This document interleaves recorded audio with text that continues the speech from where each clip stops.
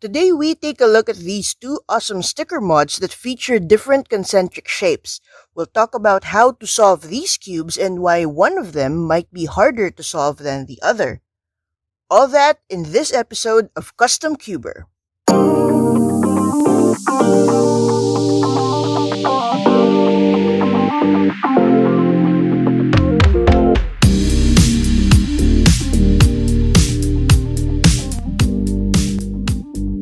I call them concentric cubes because the main theme of the design revolves around concentric squares and rectangles.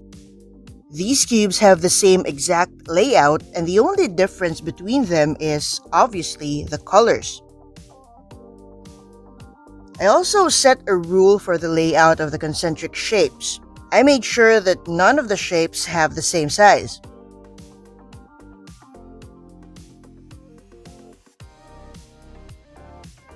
The biggest one would be this rectangle, which covers a 3x4 area. The next one covers a full face with a 3x3 square.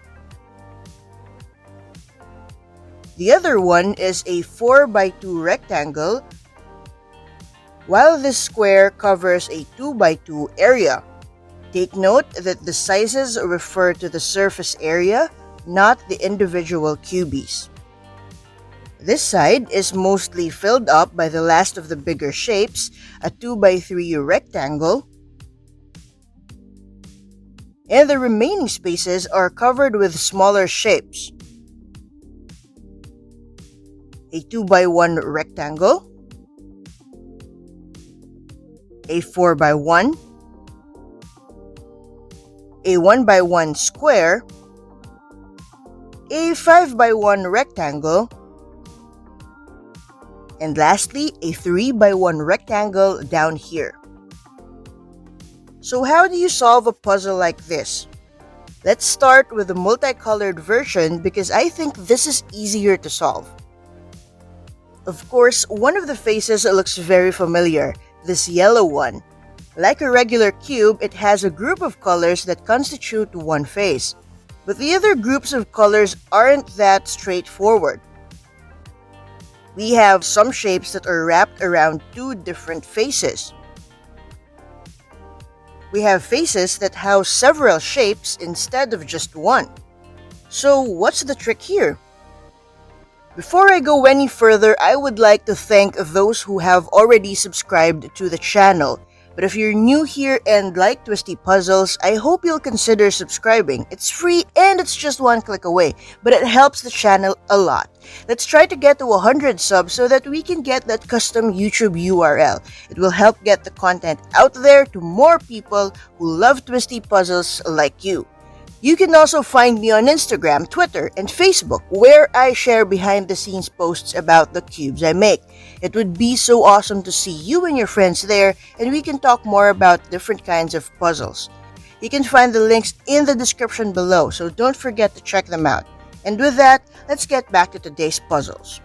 When I solve this, I start with solving the easiest face, the yellow one. There is another yellow shape down here, our 3x1 rectangle, but two of these cubies don't fit the design of our huge square, so it's easy to rule them out. This middle cubie, however, looks very similar to our other edges. But it's also easy to eliminate it because of the green side it's paired with. In the solved state, we know that there's only two green parts that come with the first layer, and they're both corners of a big rectangle. While this edge comes with a green part that's clearly the end of a smaller rectangle. After getting the first layer out of the way, you can get a lot of clues that can help you figure out where the other cubies go. Especially since this was designed in a way that no two colors are adjacent to each other.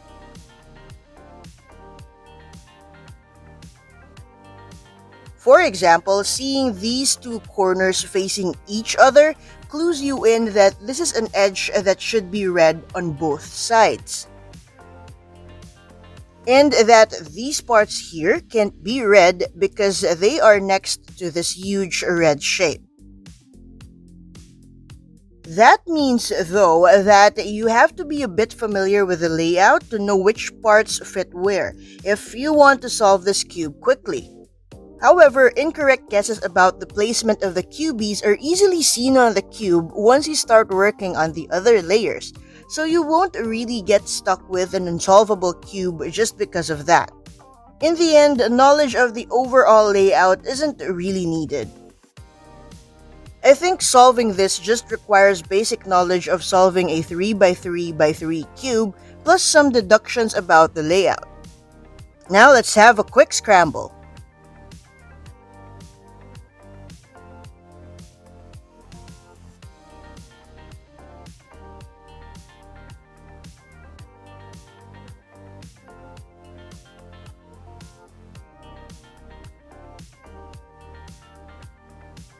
I like this scramble state a lot because the pattern looks like something you would see in an ancient structure. Maybe I should create a version with colors that match that ancient theme. So, like I mentioned, we can start with the full yellow face since it's the easiest one.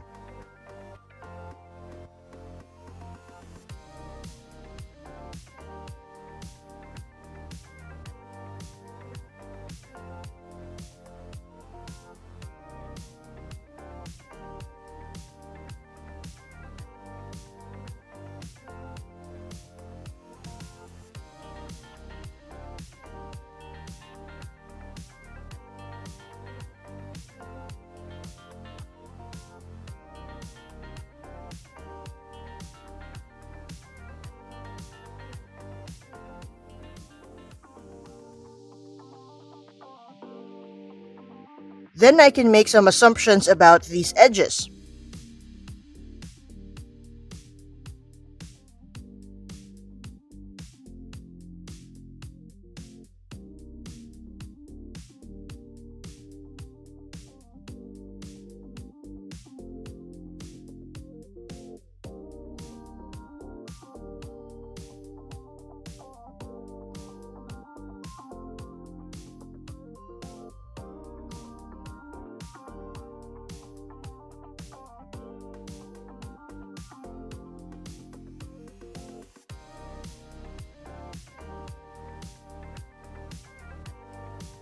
Finally, the last layer shouldn't be that hard because we have all the clues we need to place every cubie in the right spot.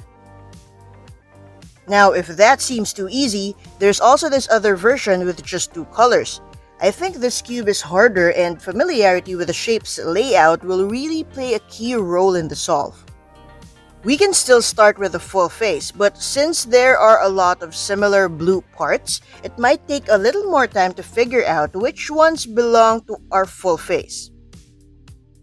This is why you have to know key parts of the cube that can clue you in, such as this unique corner, which we know is part of the full face, and can help you orient these two centers that always go together. What's cool though is that when this cube is scrambled, it kinda looks like a maze cube.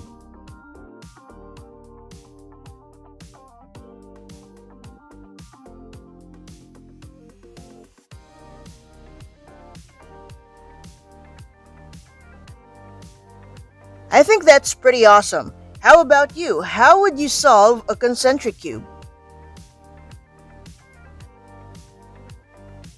Thanks for checking out the Concentricubes. I enjoyed designing them and I hope you like the concept we explored here. What other designs do you think I should work on? I hope to hear your thoughts in the comments below. See you all next time!